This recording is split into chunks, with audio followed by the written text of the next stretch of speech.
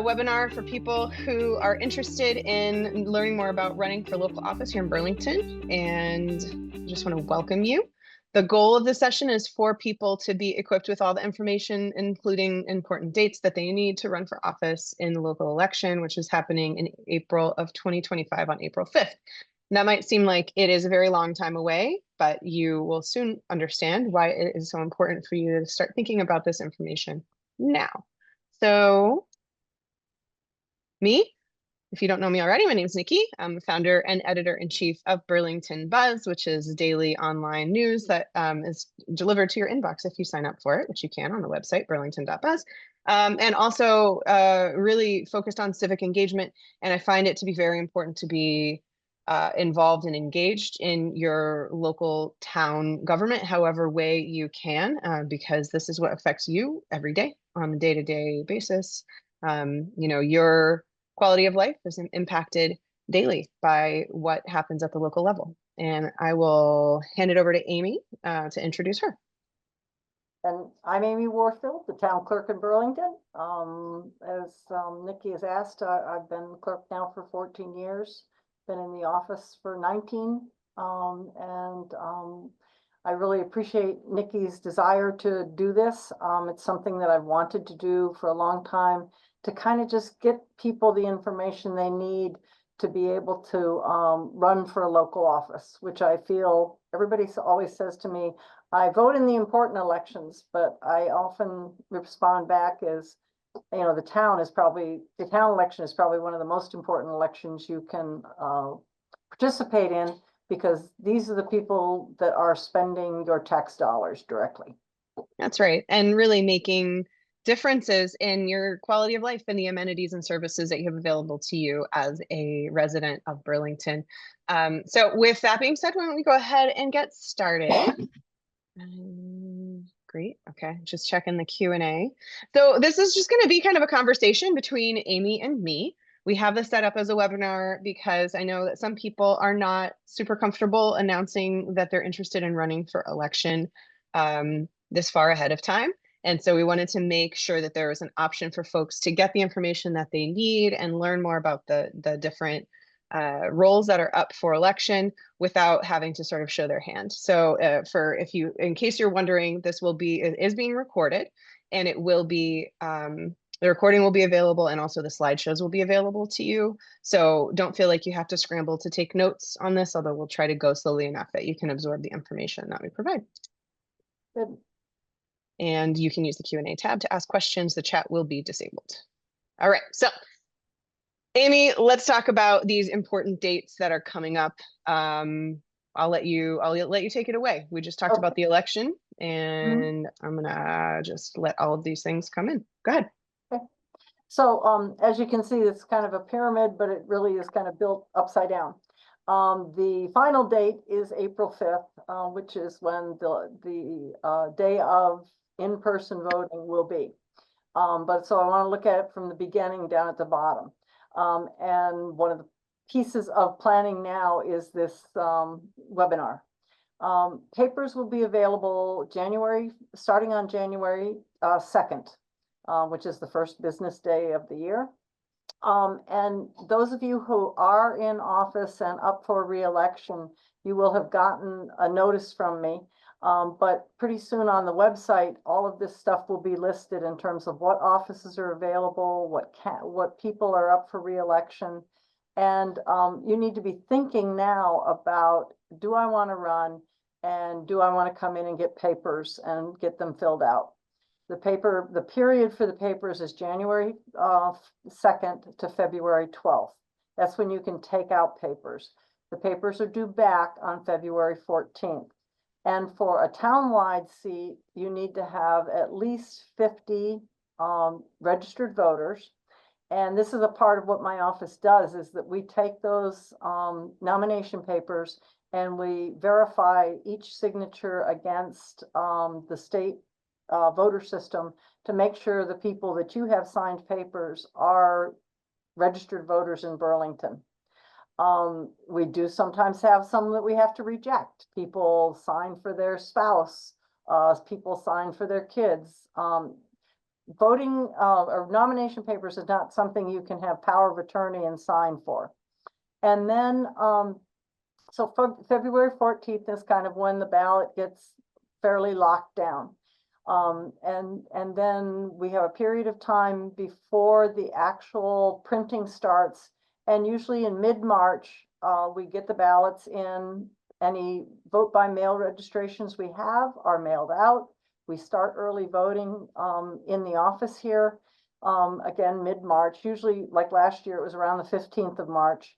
And early voting will run until the Thursday before April 5th, which would be April 3rd. So those are the important dates to keep in mind. That calendar is also available, will be available online for anybody who needs it. Great. And so part of the preparation process, which again is starting now for those of you who are here, and if you're watching a recording, this is for anybody, for anybody who's starting to think about a run for any of the offices, whether it's townwide or precinct-wide. So step one, start planning now, and here's how we do it. First of all, we get familiar with the offices that are on the ballot. So as you can see here, we have a number of open roles, open seats, including 6 town meeting members for each precinct out of 7 precincts. So that's a third of our 126 town meeting members, right? And the rest of these are townwide seats. So knowing that these are here, let's go ahead and start digging in a little bit more deeply to the individual offices. And you'll see starting on the next page that the way we've organized this is so that you can sort of get a feel for the amount of time commitment that's required, and then also for what the responsibilities are of each of these offices. If you have experience in one area and you think you'd be a really good fit for that particular board, that's awesome. But what we do really recommend, what I won't speak for anybody else but myself, but what I do recommend is getting to know these boards and commissions and even town meeting before you decide to make a run for them, right? So it's really important that you know what the expectations are for the role, what kinds of work you're going to be doing, what the time commitment is, and really like how it all works, how it all kind of fits together. Because before you know that, until you know that, you're really not very equipped to do that. Go ahead, Amy. And a good point with that is that all of those meetings, the past meetings, are available on BCAT at the government coverage page under Facebook, or even on the BCAT channel. And you can go back and look at meetings and get a sense for what each one of these boards do, as well as town meeting. All of our town meetings are recorded and are out there for you to be able to look at and figure out, what do I really want to do? That's a really great point. So I just linked the government channel just in case you are in need of finding those resources. So you don't even have to show up every, one Thursday a month to insert board name here anymore, right? Well, the technology has made it a lot easier for us to access these things. Okay. All right. So let's let's talk first about town meeting. And the reason I want to talk first about this is because A, there's a lot of seats available. B, it's a pretty easy relative to the rest of the boards. Entry point into town government, you really get a feel for the way all of the different boards and commissions work together. And that's often where people start. A lot of people will start in town meeting and then move their way through town government and be on, for example, the Ways and Means Committee or some other subcommittees, zoning bylaw review committee, for example, and then maybe move to, planning or a different board after that. So Amy, why don't you take it away?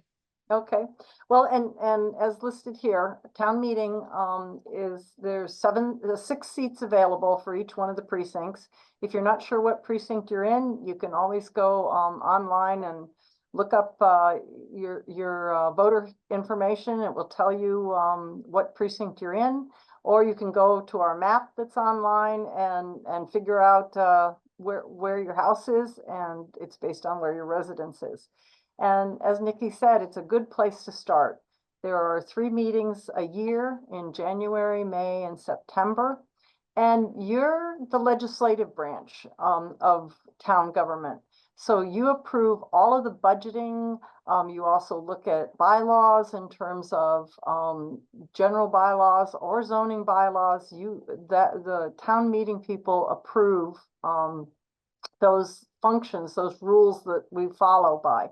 The other thing, as well as the 6 seats available every year, this year there are 2 open seats available in precinct 1 and in precinct 7. And that means right now we've had somebody resign from those seats, so that it makes an additional seat that's available. So they're just kind of backfilling to get those in. Any of those seats that are open, the person will need to come in to the clerk's office and fill out paperwork. For town meeting, you only need to have 10 good or registered voters sign your papers. And then town meeting members who are incumbent, they have the ability to sign in on a sign-in sheet at town meeting in January to re-up for their seat. Great. And so town meeting is, like I said, the only precinct-wide office. And so you're really representing your precinct out of the 7 that we have in town. The town moderator is very closely related to town meeting, but it is a town-wide role. And it's I think it's the only one on the ballot that has a 1-year term. Yeah. Amy, you want to tell us a little bit about that one? Yeah, and currently it does just have a 1-year term. The moderator is really I kind of say that town meeting is his meeting or their meeting. They are responsible for making sure that we move through the business of the town, which is town meeting, in an orderly and effective fashion. We use Robert's Rules of Order very much for ensuring that orderliness of debate and voting. And whenever a town meeting is needed, the moderator will be there to run the meeting. Great. Yep. Next up, we've got several. I think let's talk about them one at a time instead of plopping them all on the screen at once. So school committee is up next, and we will have 2 seats that are expiring. Right. And so folks who are not as familiar with town government will find, as I have found over studying this for several years, that a lot of the committees have a job of setting policy, setting budget, and hiring and supervising the head figure of whatever the department is that they're in control of. So the school committee is no different. The school committee hires and supervises the superintendent. They evaluate the superintendent. They set policy, and they've worked for the last year, they worked really hard at revising the entire policy manual. And now, so hopefully we'll be doing just some minor tweaks over the coming, time. And then they also collaborate with the superintendent to set the school department budget. That is a very, very simplified way to explain all that the school. Right.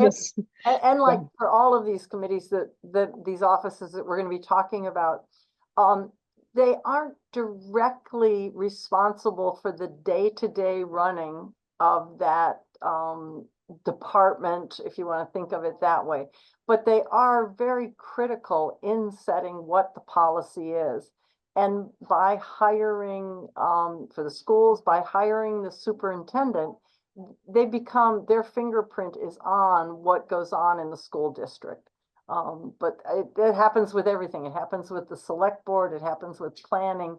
They've got an overall responsibility that is in some ways not as hands-on as people think it should be. But their fingerprints are on it.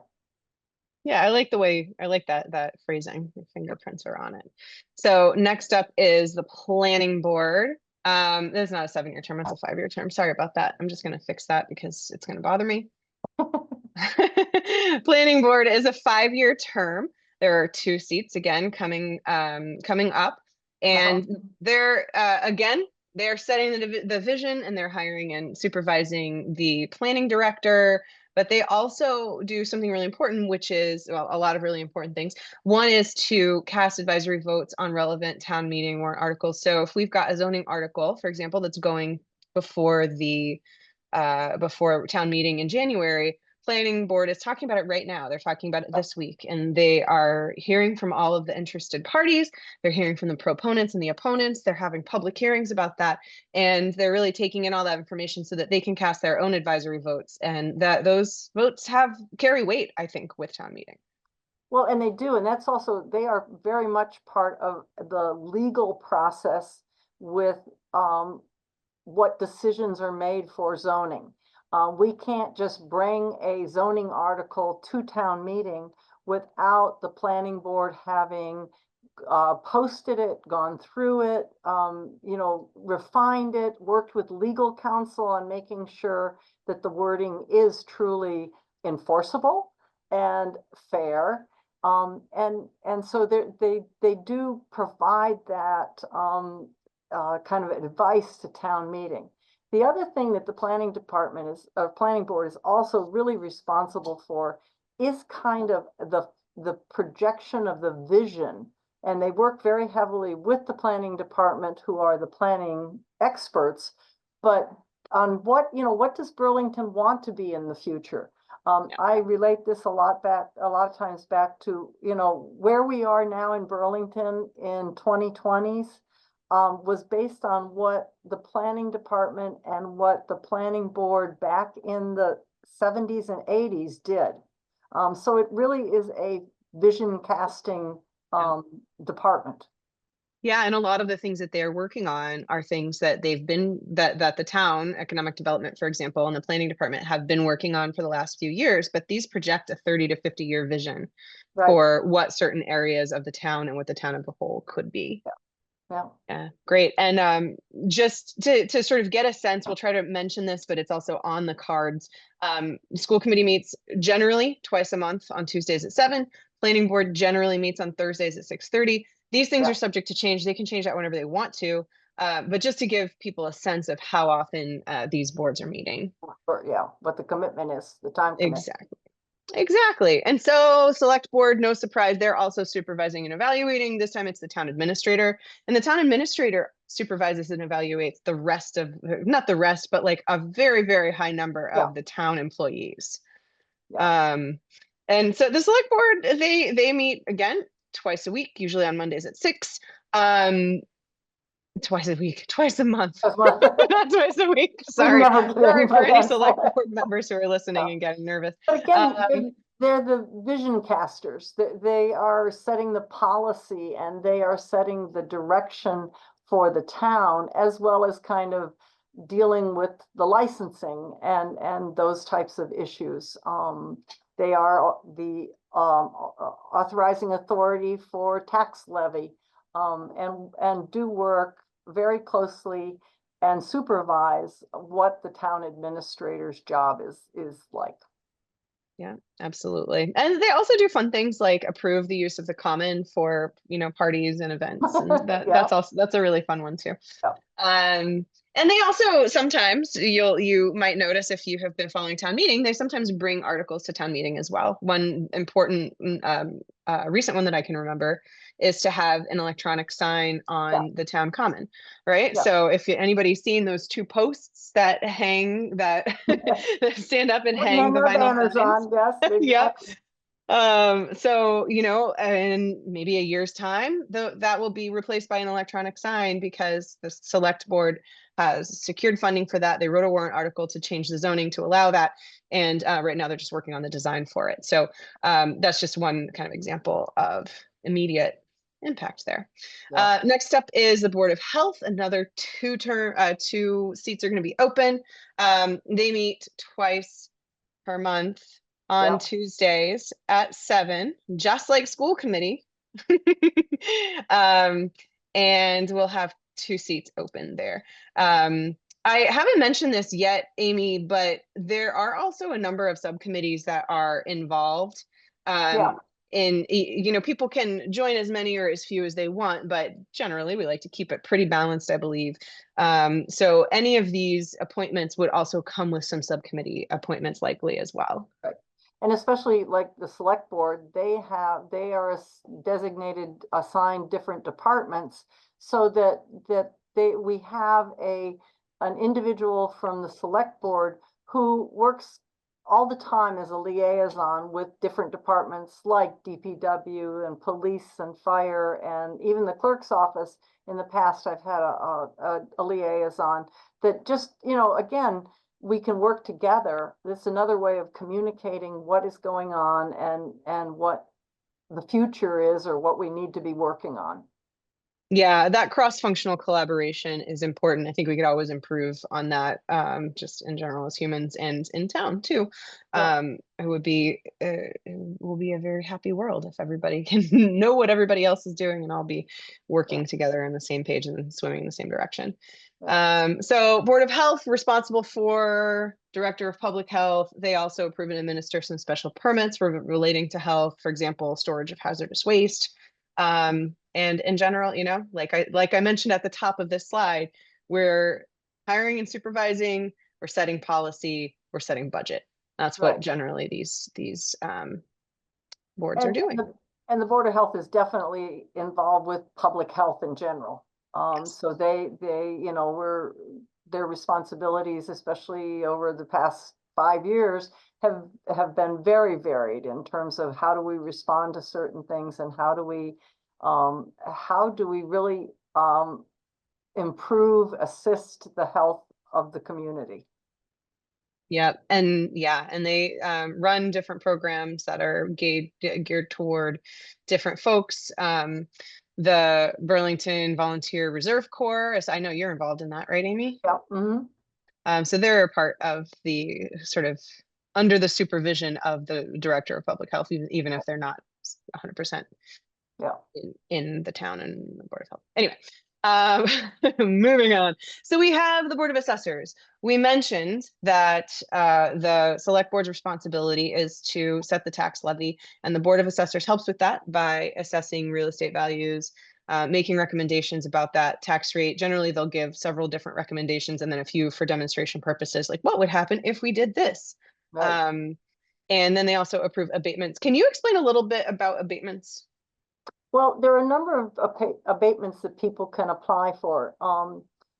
Things like people who are disabled may get an abatement on their tax for different reasons. For some reasons, there's some senior abatements. One of the things I mentioned already is the tax work-off situation, so that they basically are responsible for looking at what are laws that allow them to give abatements for special reasons to different residents, and residents can come in and apply for those, and the assessors kind of oversee whether someone qualifies or whatever.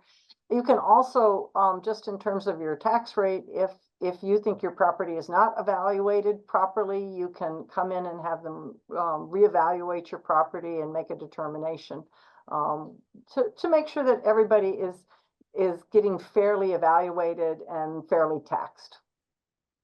Excellent. Next up, and there's one Board of Assessors role that's available. The constable, we had a fun time talking about this today. Let me see if I understood it correctly. So the constables are kind of an arm of law enforcement. They're responsible for posting the official warrant, like town meeting. So if you are on town meeting, or if you've ever read a warrant, you'll see the constable's report at the at the beginning or at the end? At the end, at the bottom. At the end. And then they also can serve like divorce papers, so they can act as a process server. Yeah, exactly. Whether they're court or whether there's something from the town. And some towns no longer have elected constables. They just use a pool of constables that are people that have been registered and certified by the state to be a constable.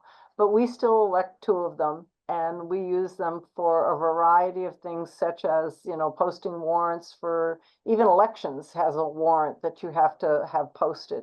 But in some ways they are, like you've got here, is they are an arm of law enforcement, more of the legal side of law enforcement as opposed to the day-to-day police officer on the street type thing.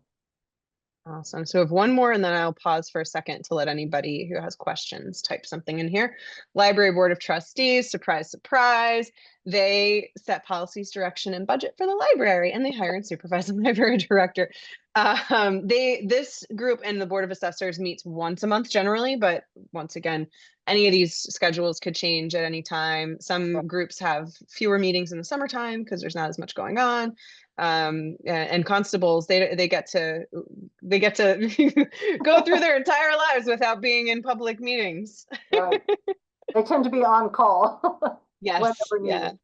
Yeah. So anything else to add about the the library board of trustees?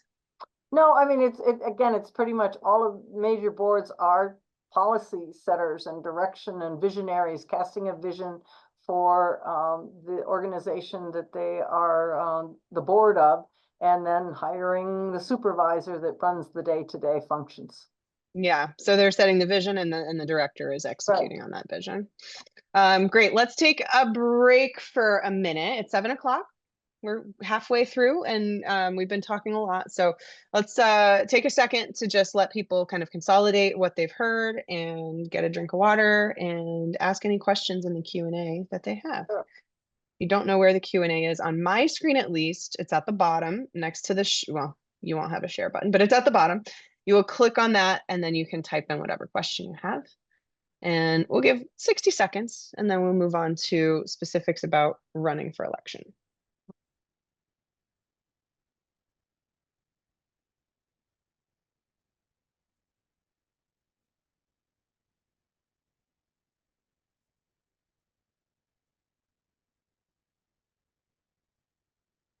While we're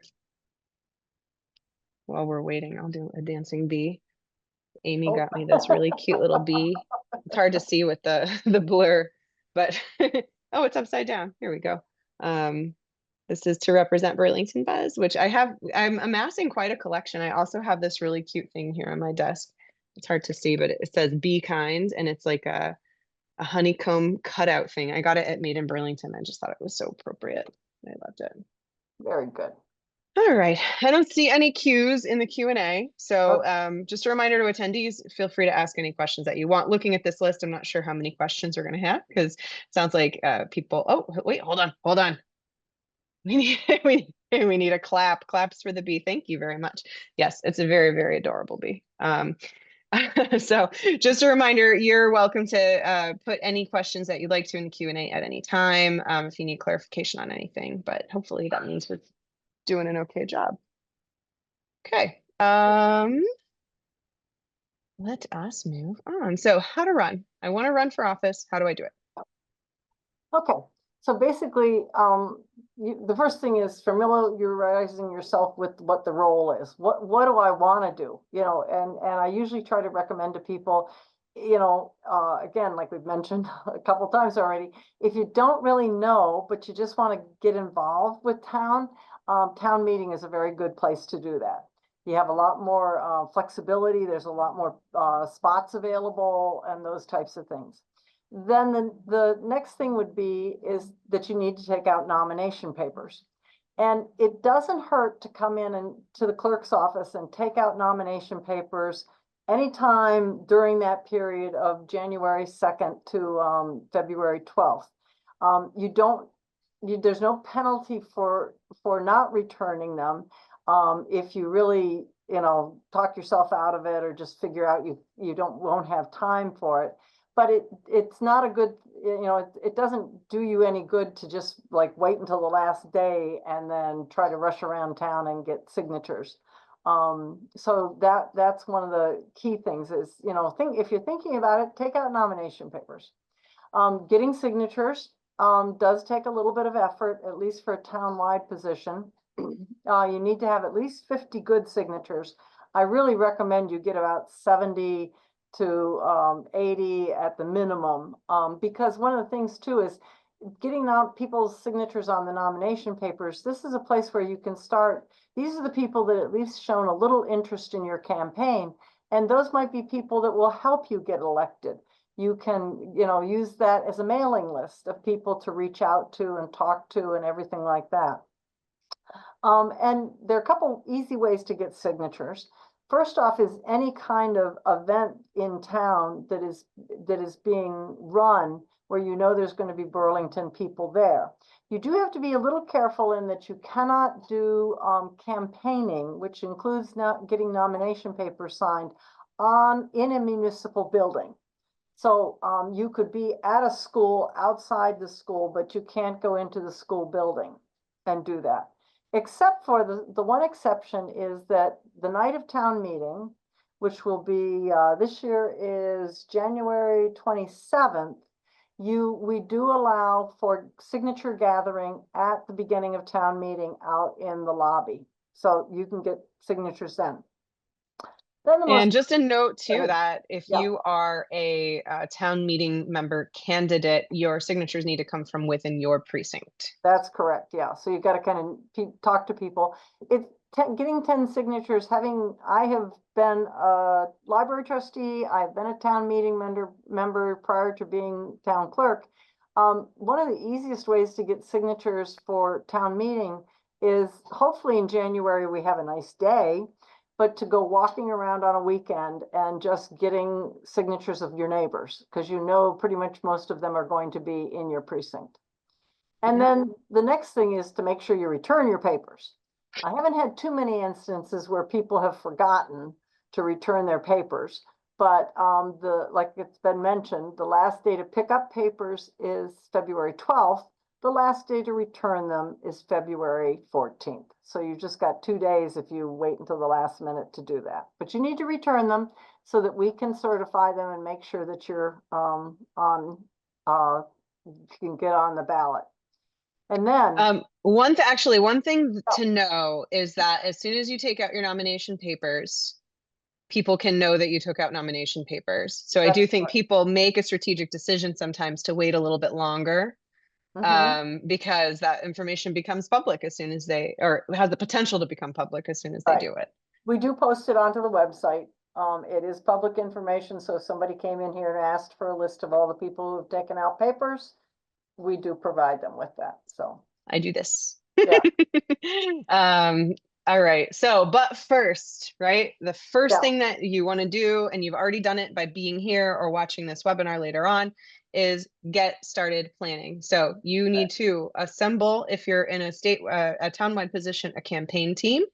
I'm going to come back to that in 1 second and ask you, Amy, who should be on that team.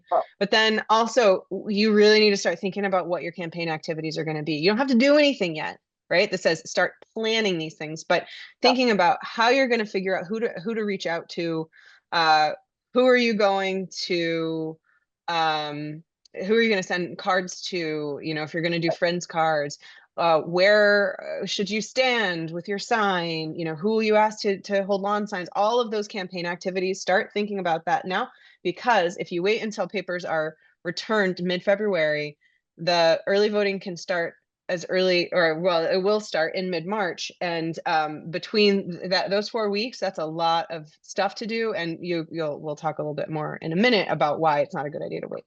And then thinking about what your website and social media technology is going to be, who's going to help you spread the word about those things, and what content you will post on those things, how you'll communicate your vision and stay relevant to people, and just be out there in the consciousness so people know who you are. Very important to start thinking about that now. Study the way other people have done it in the past is probably a good place to start. So let's go back though to the campaign team. Amy, what can you tell us about who should be on one's campaign team if they are campaigning for townwide office? Well, it's a key. The key is to finding people that share maybe a similar vision for the board that you're running for, and are willing to support you. That support might be as simple as just some financial support, but it may also be somebody who has run before, or somebody who is on a board and can tell you some of the pitfalls that you might run into. And then also somebody who has an idea of some of these activities. Like if you know of somebody that is, a Facebook guru, that might be a good person to get on your team in terms of social media and technology, somebody that can help you put together those things. You don't have to do it all. You certainly have to oversee all the activities, but there are a lot of people, I'm sure everybody has acquaintances, friends, that kind of stuff, that you can kind of work with them to make a whole team. Excellent. And um, who needs to be included? Like, who needs to be a part of your campaign according to Well, law? well, according to law, you really need one person, one separate titled person. Most people might have a campaign manager, which is a nice thing, something to offload you from having to make sure all these pieces are put together. But the other critical person is your campaign treasurer. That's the person that's going to help you with all of the financial stuff. And there is a whole bunch of paperwork that you'll get when you pick up your papers for a town-wide seat that you'll have to make sure that you fill out. I send out lots of reminders to remind people that the campaign finance work has to be filled out and brought in. And it doesn't hurt to have somebody that has some kind of finance or accounting background so that they're familiar with some of the terms, so that they can help you understand what it is you're having to fill out and cover. The other thing is if you are currently a board member, there may be some restrictions with you yourself being the treasurer. So it never hurts to just have another person to help you along. So those are kind of the two key people. But again, find somebody that loves making websites or loves being on Facebook and can really help you with getting your message out to a lot of people. And that's one of the major things that has changed in the past 14 years for me, is just how much social media and that kind of stuff that you can actually be doing. Yeah, absolutely. And so speaking of finances, we have a question from the audience. I don't know if it's actually projecting or not, but here's what the question says. Based upon financial reports, what typically is spent on running for a townwide office? I would say based on past history, it runs between about $3,000 to $5,000 as an average for a townwide office for someone who does not already hasn't is running new. Other people have been more resourceful and have really used things like websites and social media more recently, and have been able to bring some of that cost down. But some of the more traditional, having yard signs and those types of things, or a kickoff event, those are the things that are a little bit more expensive and may take a little bit more money. Okay, so if somebody's having a kickoff event that they finance, appetizers for folks Right, who attend, exactly. for example. But again, you'll find, and it was for me too, that, reaching out and starting with acquaintances and family members, people are usually willing to donate. And so you could be donating things in kind as well as giving a financial donation to a campaign. Yeah, asking for in-kind donations is definitely something that is overlooked. And some folks won't either feel comfortable or be allowed to contribute donations in kind or financially, just because it's a political or government, whatever, election related thing. But some will. So great. Let's take sorry, go ahead, Amy. That was a good question. Yeah, it was a good question. And don't forget, when you're doing outreach, call me, call BCAT, let us know that you're planning to run. Even if you would like to do that before you take out your nomination papers, that is okay, because then we can do the interview and have it ready. Because one of the biggest, actually, we'll just move right on to the next slide. One of the biggest barriers that has come up in recent years is that because there is early voting and it starts a whole, 3 weeks before the election. The last year, this is a little bit of a complicated graphic that Amy and I have already been introduced to today. But what this is essentially saying is that 2,236 early ballots were cast in this past year's election. That's out of about 4,100 or so. No, 3,800. 3,800, thank you. Oh, yes, I was thinking about that. Okay. Yeah. I was thinking of a different number. There were a lot of numbers today. Yeah. So that's out of 3,800. So that's essentially 2/3 of the votes were submitted early. And if people are not waiting, and you can take a look, like the timeline at the bottom, those boxes are different key events that happened. So the moderator interview came out before early voting, and the BCAT candidate debates also did. But the select board profiles, the school committee profiles, there had already been some votes cast by the time those came out. The council on aging candidate forum, nearly, what is that, a third of the votes had already been cast before that happened. And around half of the votes had already been cast by the time the Indian Americans for Burlington candidate forum happened. So this is a really, really interesting graphic. And all that is to say, we need to start campaigning earlier. And so if you know that you're going to run, and for whatever reason you haven't taken out your papers, if you want to tell us confidentially, that's me and the rest of the media in town, BCAT, and any other organizations you want to connect with for interviews or profiles or debates, you can let us know and we won't say anything. But at least then we'll be able to plan all of the podcast interviews and the profiles and all of the other things that need to happen in order to get people the information that they need in order to make an informed decision. Because you can imagine if somebody is voting before they have gotten to know all of the candidates, that, I'm embarrassed to say this has happened to me before. I wanted to change my mind before once I had submitted a ballot, because I changed my mind. This is about a ballot question. It wasn't about a candidate, but and I couldn't because my vote was already cast. And so it's tricky to vote before you have all of the information. So just a plug for please, please, please start campaigning early. That's why we're doing this in December, even though it feels like an eon away. So this is a lot of words, some recommendations. You wanna Sure. Yeah. take this one, Amy? I mean, one of the things and where this information on the previous slide came from is there's a lot of data that you can get from the clerk's office.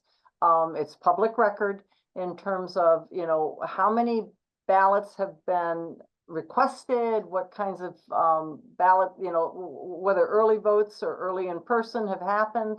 And one of the recommendations is if you're going to start to look at some of this data, to track when should I be sending out my friends cards? When should I be doing a mailing? Is it too late to do a mailing or whatever? Is that to have somebody, again, kind of on your campaign, if you're going to be doing some spreadsheet work, find somebody who likes to do that kind of stuff for you, and identify them as early as you can so that you can get the jump on that. You don't want to be worrying about that like a week after the vote by mail ballots start going out.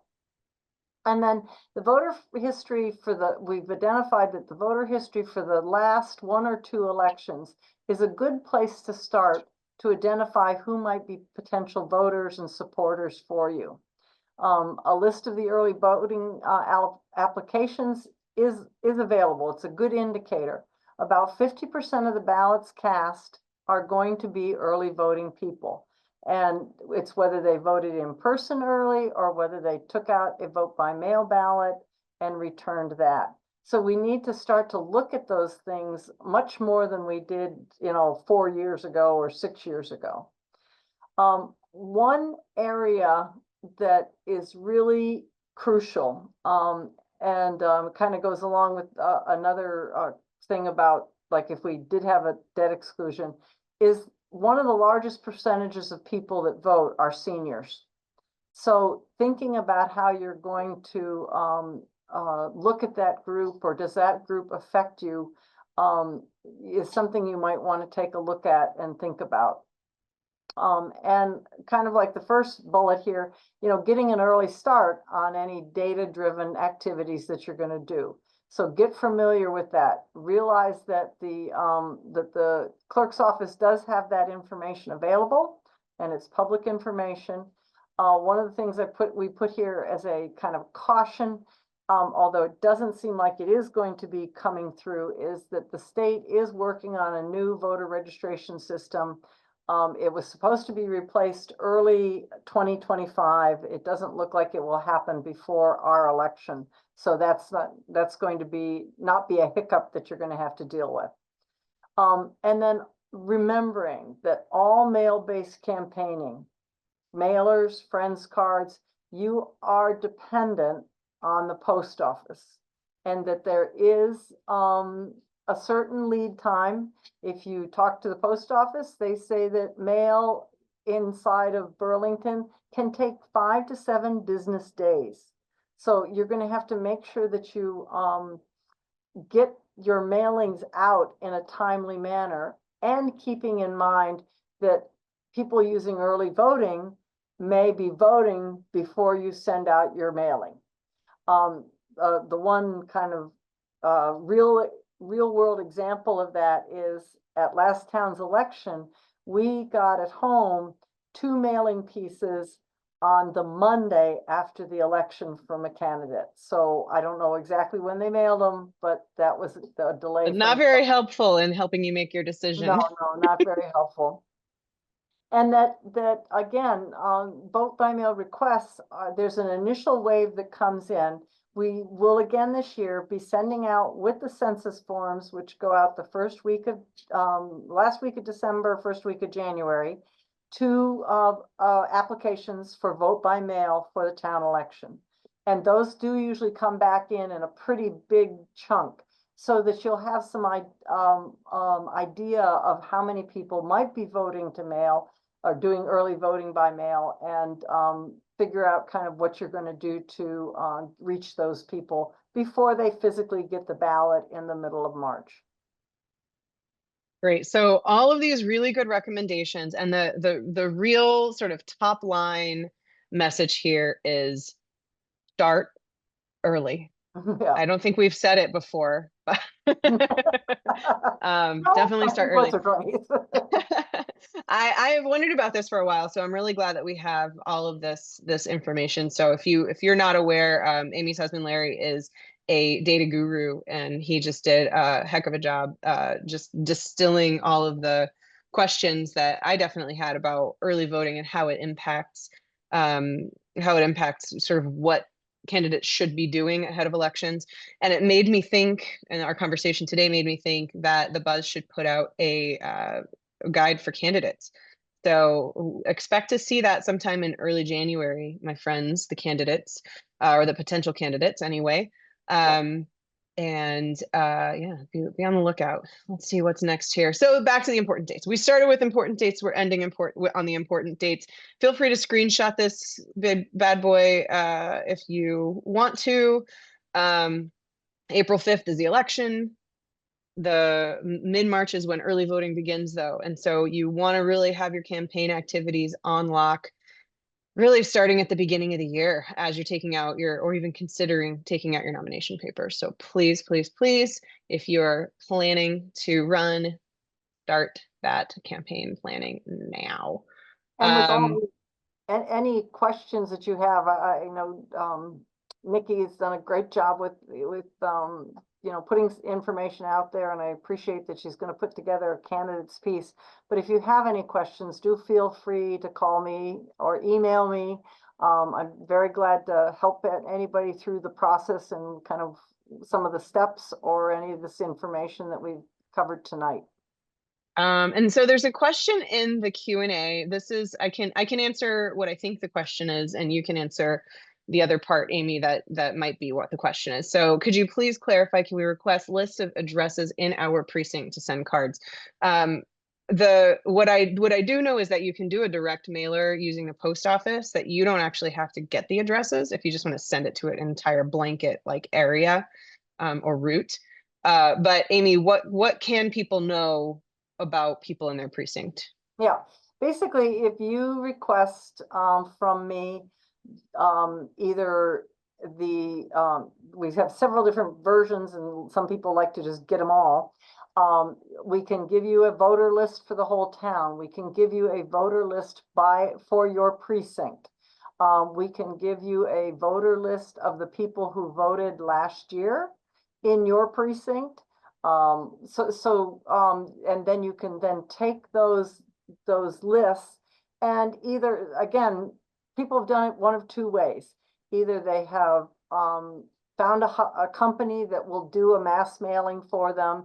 Even I think nowadays people like Vistaprint or Uprint or those types of companies will do that for you. Or they have done what they've called friends cards, which is basically you identify somebody who might be in your precinct who is willing to send out 20 or 30 cards to their direct neighbors. And then you give them all the pieces and parts. You would even just give them a list of the voters that are in your precinct, and they would go down and say, oh, I know these 30 people, I'll send them a card. So those are kind of two ways that can be done. And that's a nice personal touch too. But again, starting those early, because number one, if it is a handwritten card, people will, or at least people like me, will procrastinate. It is hard to initiate things like that, even though it doesn't necessarily take very long to actually execute. Yeah. So starting early, making sure that you not only give yourself the time to get the list, but also give the people the time to go through the list and then to commit to who they're going to write to, and then to actually get the cards, and then to actually write them, and then to get them back to you to send them or to send them themselves. There's a lot of steps in that process. It's not as easy as, March 15th, write a bunch of cards out and send them. There's a lot of steps in that process. I don't see any more Q&A questions, but I will give another couple of minutes. Let me know, questioner, if we answered that question appropriately for you, if that was the question you were asking. Amy, what other thoughts or closing words or musings do you have for our guests today? Well, pretty much I appreciate everybody who's online and hope that this will intrigue you to run. One of the things that we were talking about this too before when we were talking about the data, is that one of the things that really has influenced turnout recently in the town election is the lack of people who seem to be interested. We have had a couple times even when we had an open seat and there was nobody. And sometimes it gets filled with a write-in campaign, and sometimes it doesn't get filled, and we have had to go through and kind of do what it's called caucusing. That happens a lot with town meeting seats. I have certain town meeting precincts that are just hard to get filled. So it's like making that decision to kind of get involved, and how can I get involved, and realizing what your commitment time might be. Can you do 2 meetings a month, or maybe you can't do that, but that's again where town meeting is great, or one of the boards that only meets once a month. So I just want to encourage people, and I'm encouraged by you being here on the webinar, but I want to encourage people to really think about, how can I get involved with local government? Great. And that actually segues perfectly into the note that somebody left that says, not a question, just a note, which is for folks currently serving on boards and committees are a great resource to ask for tips, advice, or bounce ideas off of.